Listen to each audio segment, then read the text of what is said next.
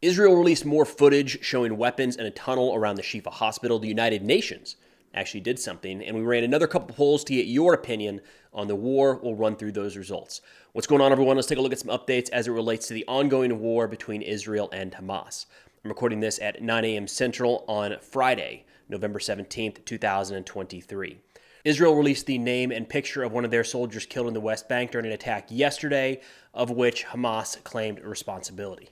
The Gaza Health Ministry updated their statistics over the past day, saying that now at least 11,470 Palestinians have been killed and 29,000 wounded since October 7th in and around Gaza. Worth noting, the statistics coming from the Gaza Health Ministry are at the very least vetted by Hamas before they're released into the public.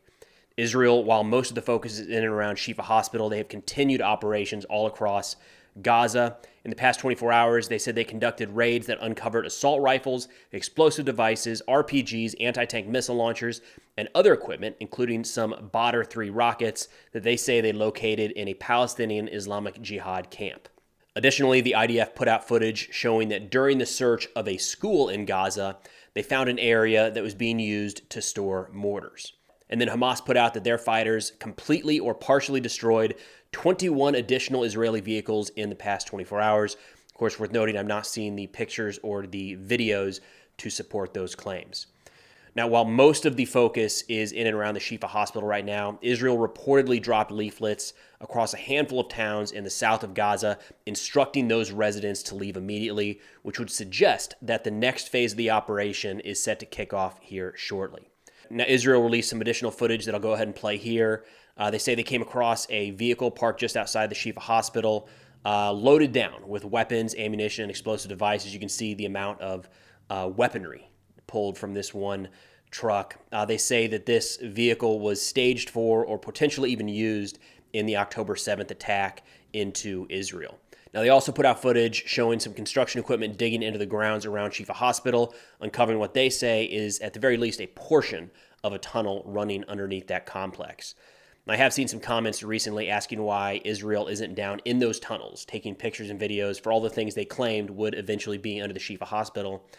The bottom line is, whether those exist or not, of course, we're waiting for a lot more information here. They've got to proceed very, very cautiously anytime they come across a tunnel. And the existence of the tunnels, I don't think, is up for debate anymore, right? Hamas, we just showed a video yesterday of Hamas showing their fighters utilizing those tunnels to fight against Israeli forces. And additionally, Hamas put out this video here showing what, in their words from the Hamas Telegram channel, they say this is one of their fighters, quote, booby-trapping the opening to one of the Qassam tunnels, the Qassam Brigades being the militant arm of Hamas. They additionally say that this device here was detonated and killed 5 Israeli soldiers, but either way, you can see that this is what Israel has to deal with and be on the lookout for every step along the way, either on the outside or once they move into these tunnels. Every single step could lead to a detonation that collapses the entire tunnel on their troops. So no matter what, no matter how many or how extensive these tunnel networks are, it's going to be a very, very slow process. Now, MAN, a Palestinian news agency, highlighted a piece from the Washington Post saying that Israel has yet to find what they were looking for at Shifa. They said, quote, Israel had hoped the raid would turn up firm evidence of substantial militant activity in al-Shifa, a European diplomat told the Post on Thursday. But the absence of clear proof to date has already prompted Western allies, including the United States, to increase pressure on Israel to accept a pause in fighting, according to the diplomat who spoke on the condition of anonymity to discuss the sensitive matter. So in terms of that firm evidence that Israel is wanting to release, we've showed just about all of it on this channel. You can go back through past videos.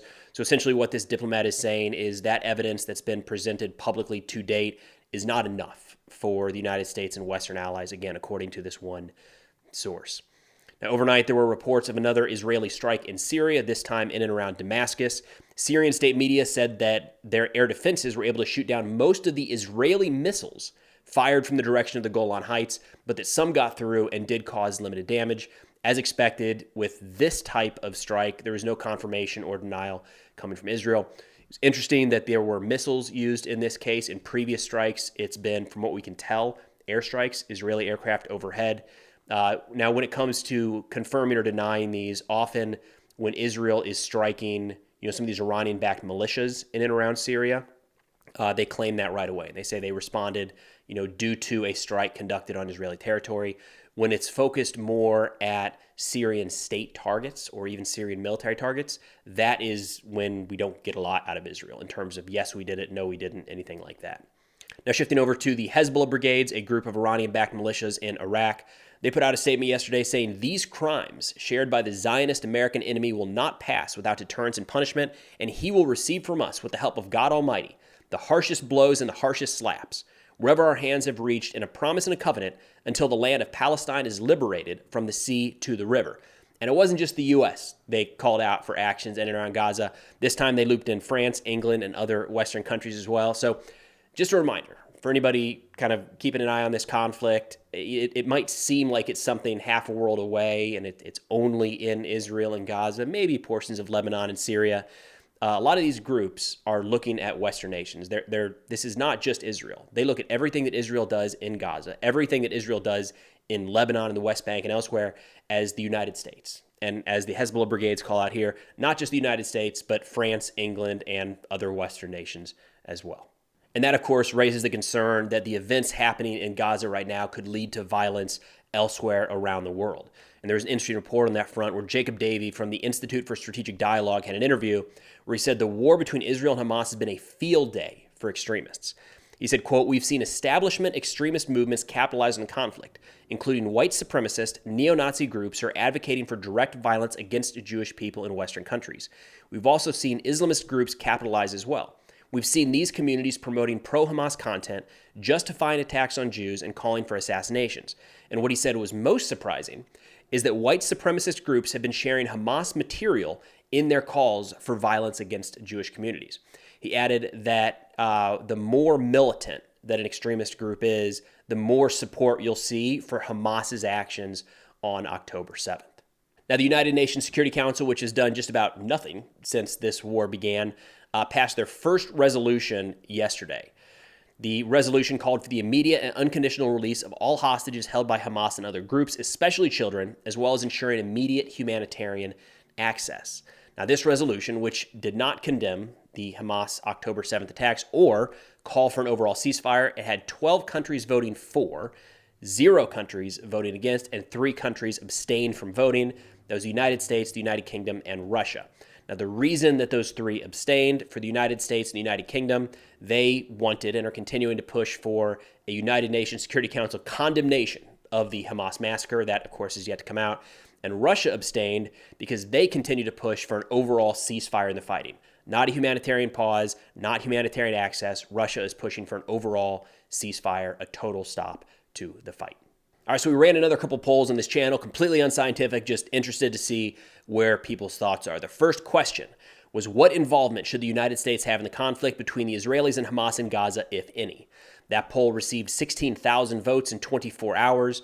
Overall, here on YouTube, it was 25% said neutral, 46% said support Israel, 18% said not involved at all, 5% said support Palestinians, and 5% said none. Now, I asked that question exactly like that because it was pulled from an Ipsos poll that was run on November 13th and 14th of 1,006 Americans.